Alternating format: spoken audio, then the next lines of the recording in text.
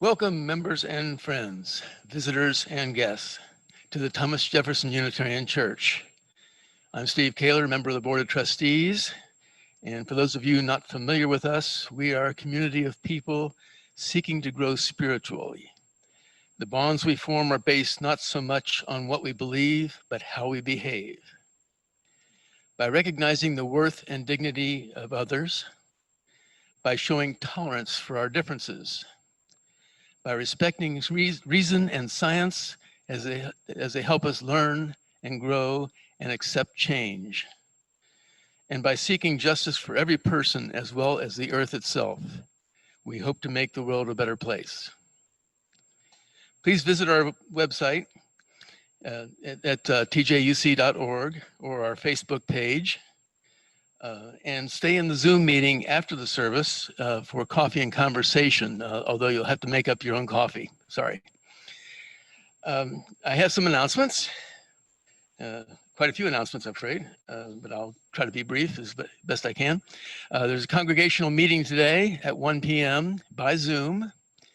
The agenda is is whether we want to change the name of our church, and do we use capital campaign funds for a new walkway. This is a members only meeting. Please check in 10 to 15 minutes early so that you can officially be registered. The link to this was sent out Friday, but it can also be found on the website. The coffee hour will be brief because of that meeting. Next, there's going to be a walkthrough gathering to remember the life of Pat Webb from 1 to 3 p.m. on Saturday, July 18th. The Webb family will be holding a walkthrough gathering instead of a more traditional memorial service for Pat. The family will display photographs, awards, and other meaningful representations of her life. And friends and family will be invited to walk through displays in Weston Hall and the welcoming space, wearing masks and practicing social distancing. Out of concern for safety, only a limited number of people will be allowed in the building at one time. We will ask that if your last name begins with A through L, that you attend during the first hour. Remember, this is 1 to 3 on the 18th. And those with last names beginning with M through Z, please attend during the second hour. Next, the Justice Coordinating Council is taking the books out of the conference room at the farmhouse. This is to make room to prepare for the Justice Center. Please browse and take anything you are interested in. As far as I know, they're free. Come between 10 a.m. and 3 p.m. on Monday, Tuesday, Thursday, or Friday, and get the key from the office. Be aware that the church office is now closed on Wednesdays. Do not contact Debbie on this day. Refer to Reverend Hurt. Okay, I also want to remind you that the coffee chats are continuing on Monday through Thursday at 9 a.m. The link is up on the TJUC website. Remember, that's tjuc.org. Our special guest for Wednesday is Reverend Kathy, and there's a happy half hour on Fridays at 5 p.m. We light a flaming chalice to honor our heritage as Unitarian Universalists and to symbolize the community that we create together, a community that's even more important today. If you have a candle or a chalice handy, please light it as we read our chalice lighting words. Children and youth in your homes are warmly invited to act as chalice lighters today. We say together, as we light this chalice, may it serve to give us clarity of purpose and illumine our way as we set about doing the work of this congregation in commitment, in cooperation, and in love.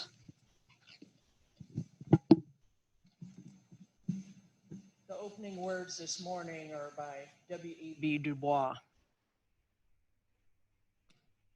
Now is the acceptable time, not tomorrow, not some more convenient season. It is today that we do our best work, not some future day or week or year. Today is the seed time, tomorrow is the harvest.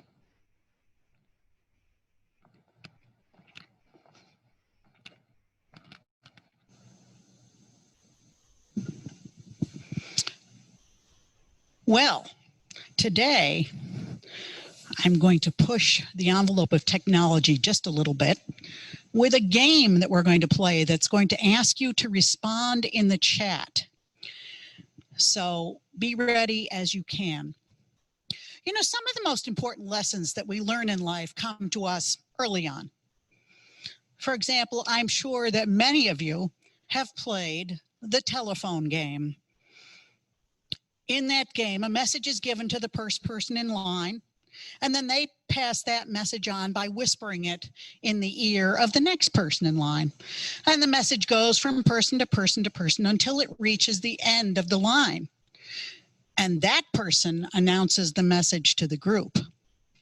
In most cases, the message that is announced to the group is different from the message that was given to the first person in the line. Sometimes the outcome is pretty funny. So we're going to try a variation on the telephone game right now. I call it the Whisper Challenge. Think of it as a lip reading game. So here's how it's going to work. My mic will be muted, and the camera person is going to try to zoom in on me enough that you can really see my face. And I'm going to say a phrase 3 times. Your challenge will try to figure out what I said and then enter what you think I said in the chat. So see if you can zoom in a little bit more, Barbie. People are going to have to actually be able to really see my face to do this. And we're just going to do the best we can here. Okay, so ready? Here we go.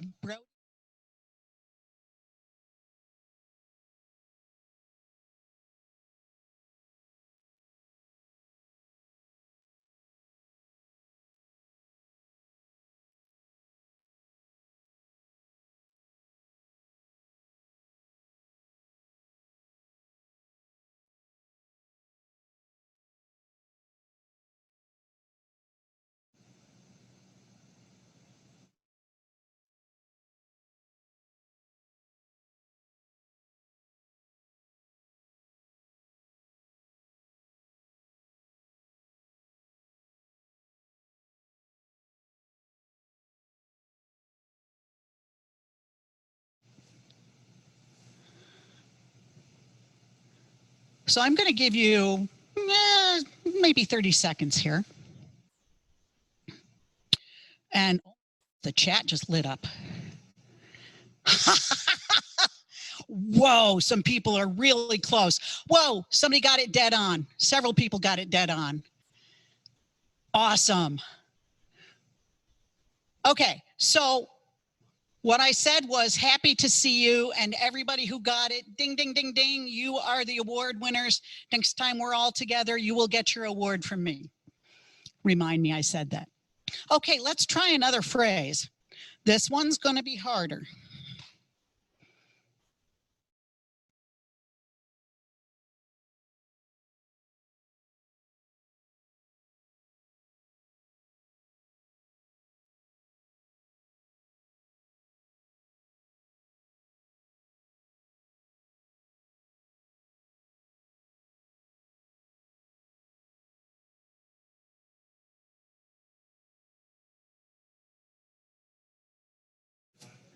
So again, we're going to wait about maybe 30 seconds here.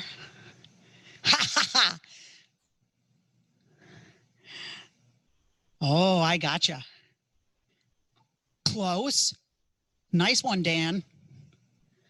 Oh, Ellen Bishop, really close. And Greg Weeder, very good, really close.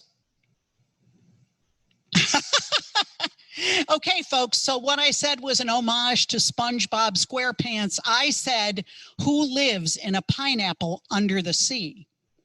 So you can see that, yeah, Liz is laughing. This is great. What fun. So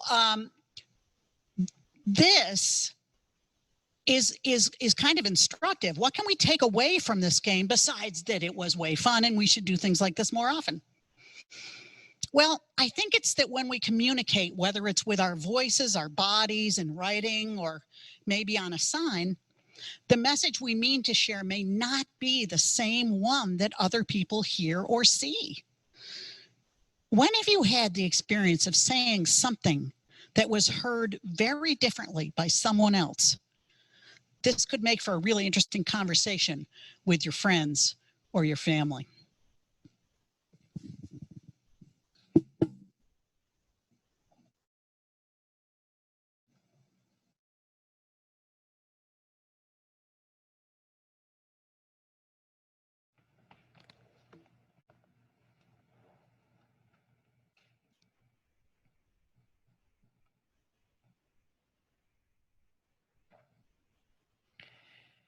Each Sunday in our worship service, we lift up the joys and concerns of our lives, experiences that we celebrate, experiences that we struggle with.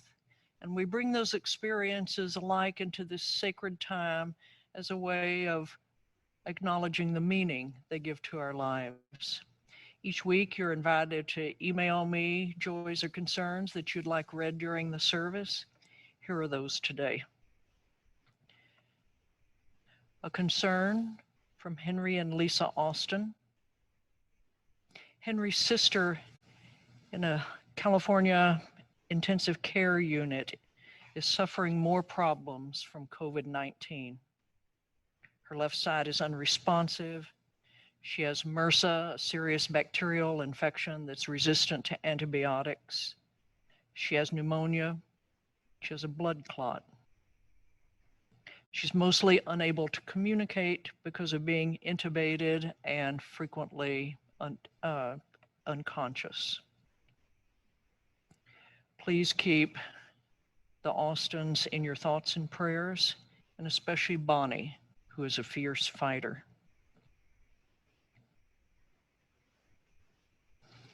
A joy. This is one I'm reading for myself this morning. I came back from some vacation time to a wonderfully remodeled minister's office. The loving labor of Lori and Steve Sargent. So Lori and Steve, I thank you for the work you did on that office, and your church thanks you for preparing an office for all who will eventually work in that office. I think we can count on my getting much more work done in that office. And at such time as any of you happen to be by TJ, do stick your head in and see the Sargent's work. We put the remainder of our flowers into our vase this morning to mark all those joys and concerns too deep to be shared.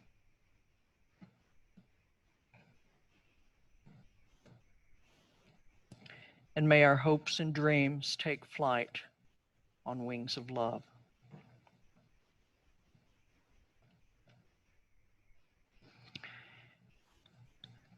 Though we can't gather in person, the work of this church continues nonetheless, which means we count on your contributions in order to do that work. If you were here today, we'd pass the offering plate, but since you're not, we'd invite you to send in your contributions online. You can donate electronically through the website, or you can always mail a contribution into the church office.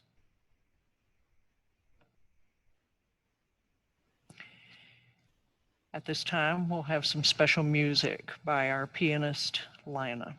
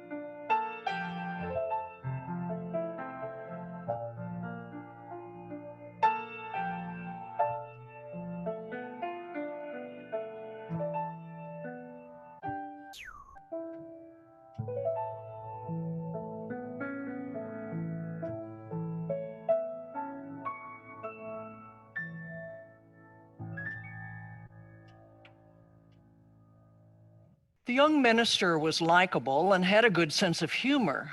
All agreed about that. But his preaching was terrible, and all also agreed about that. He droned too long. His sermons seemed to have no point, and he accompanied his words with distracting gestures and facial expressions. Though the minister had trained at a reputable seminary, somewhere along the line, someone had failed to tell him that he simply could not preach. The skill was not there. One Sunday, after an especially excruciating sermon, during which most of the congregation had dozed off or resorted to appearing to take notes while actually making their grocery lists, one of the wise elders lingered afterwards to have the difficult but necessary conversation with the minister. After all had left, the congregant took a deep breath and asked, "So, Reverend, just how did you know you were called to the ministry?" The minister smiled at the memory. "I was out one day on the tractor.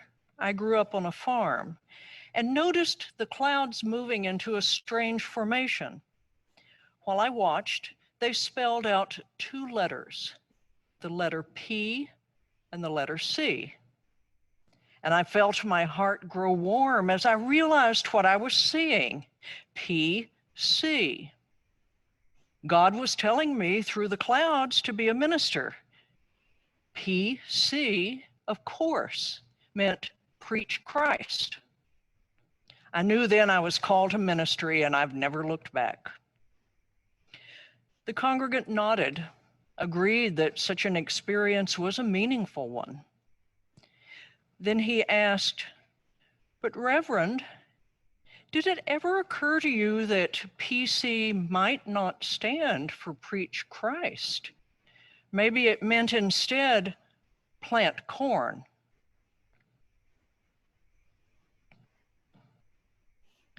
Preach Christ or plant corn. The signs all around us, the communications that inundate us daily, can have wildly different meanings, so different that we often cannot take what we read or hear at face value. We need context. We need body language. We often need a few more words to help us be sure what we're receiving in communication.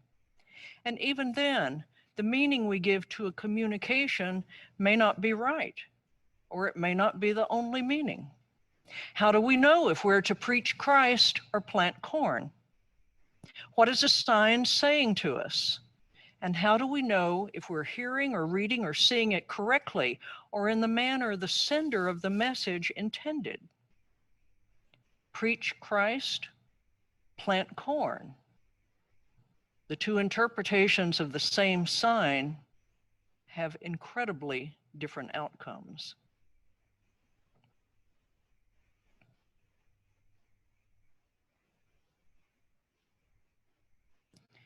Today, the members of this congregation will take up the question of whether to change the name of the church. For the most part, the name of a church has little import, as witness the fact that so many churches have the same names, even if the congregations are utterly different. First Church is a name owned by countless churches of various denominations in countless cities across the country.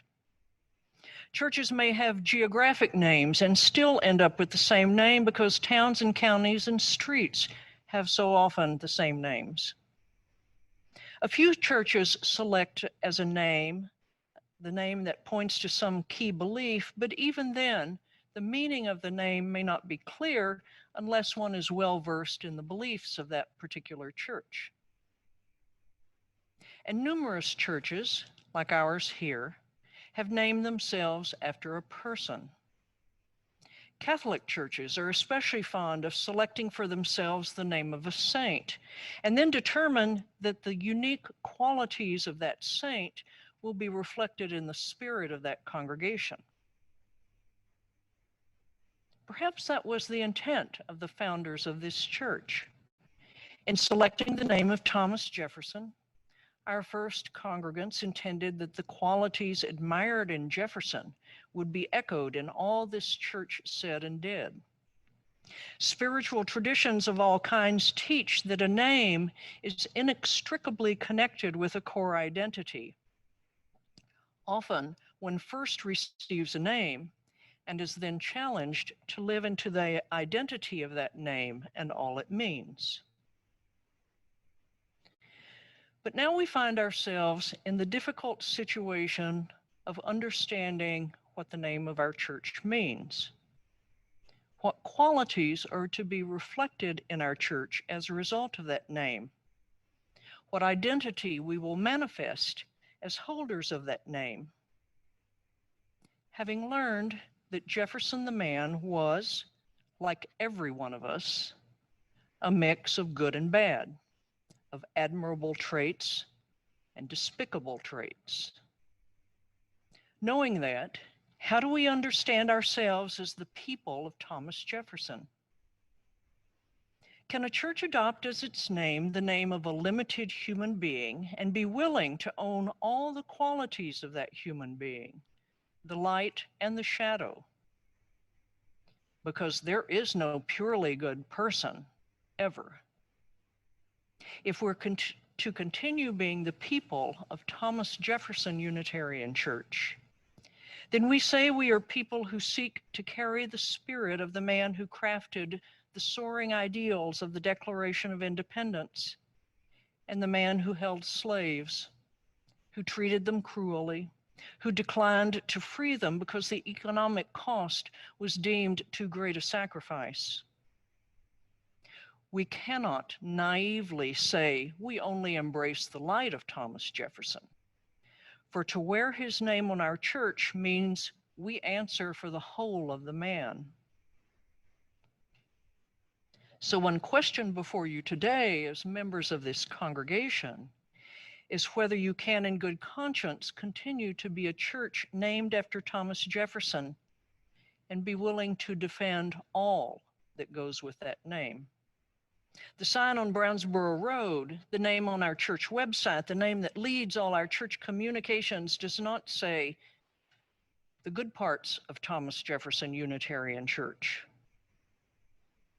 This is one of the pitfalls of naming a church, which is uniformly expected, no matter the denomination, is expected to be a community upholding all that is best and calling us to our best, naming it after a person who will never be the best because humans are limited creatures.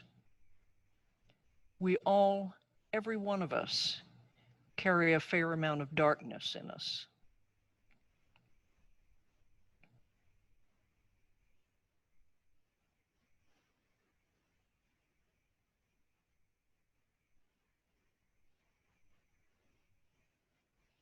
Of course, deciding what we mean by the name our church holds is only half the issue, and I would argue perhaps the less important half. Because in considering what the name of the church should be, you do not only vote for what that name means to you individually, you also vote for what the name means to those outside this church community, to those who drive by the Brownsboro Road sign, to those who sign into belief.net and are directed to our website, to those we stand beside when we go to protests and work for change in Louisville. What does our sign say to others? When we look at it through the eyes of someone else, what does the sign say? It is naivete to believe that the name Thomas Jefferson on this church holds the same meaning that it did when it was founded. Words are not forged in concrete. Words are not absolutes that forever and always carry the same meaning. Words change as the culture changes. And what we are saying today when we tell the world that we are Thomas Jefferson Unitarian Church is a very different statement to many ears who hear it than what it once was. And we can fuss about that. We can insist, like the fundamentalists in every spiritual tradition insist, that words are unchanging absolutes and say that the church name means today what it meant when it was selected and what it will always mean. We can do that. And in so doing, we can watch ourselves become increasingly irrelevant, as happens to any church, any time, that refuses to adapt and change until we become extinct, which is the fate of any organism, and a church is a living organism that does not adapt to changes in its environment.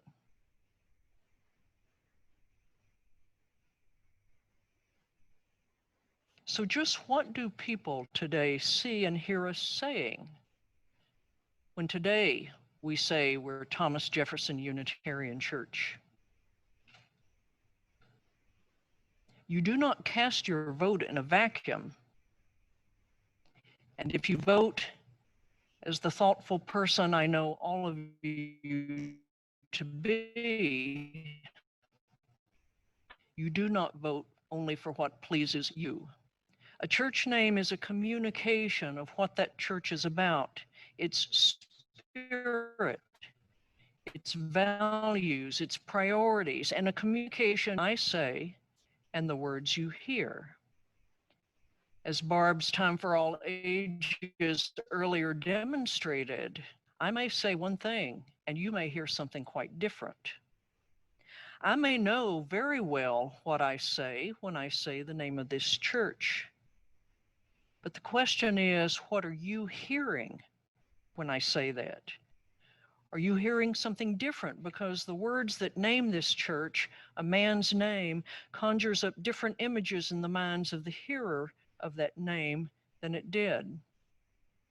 Are those the images you intend to leave people holding when you identify yourself as someone from Thomas Jefferson Unitarian Church?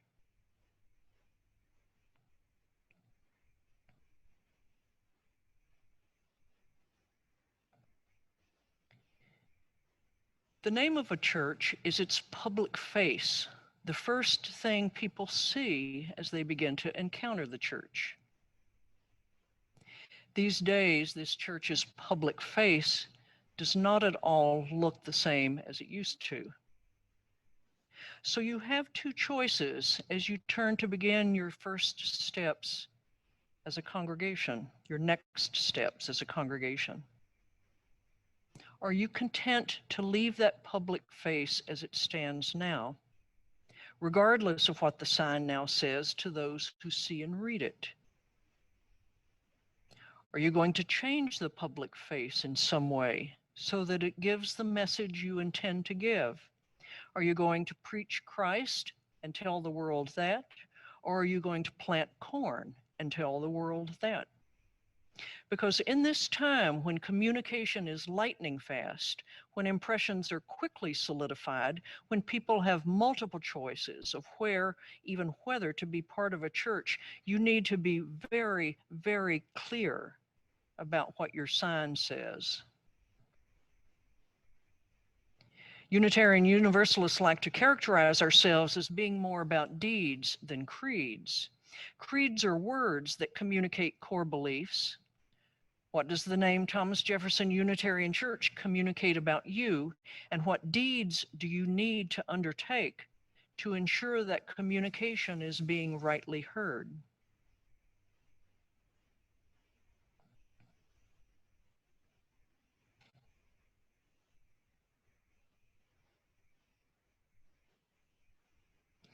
This congregation has a covenant, a statement of promises the people of this church make to one another about how they will be together in community. Your covenant has as its refrain, "Together we have chosen to make a church." The issue you take up today, whether to adopt a new name for the church, has the potential to be divisive.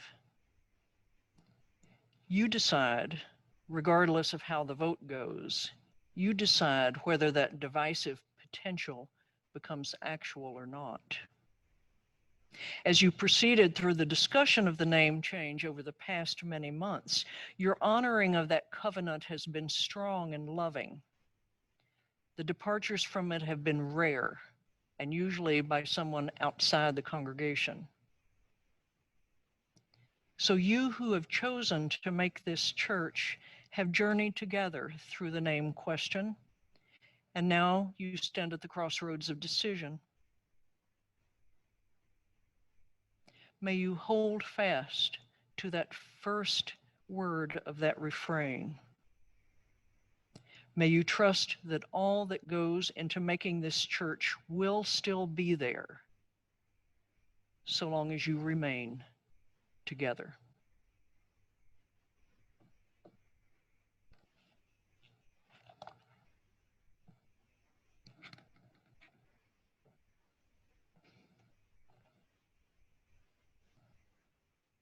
We extinguish our chalice flame, but never the fire of commitment and community. The closing words are from one of our sister congregations, the First Unitarian Church of Dallas, Texas. All that we do is for today and for times that we will never see. So let us be about the work, for the materials are very precious and they are very perishable. Shalom. Namaste. Blessed be Amen. Together. together.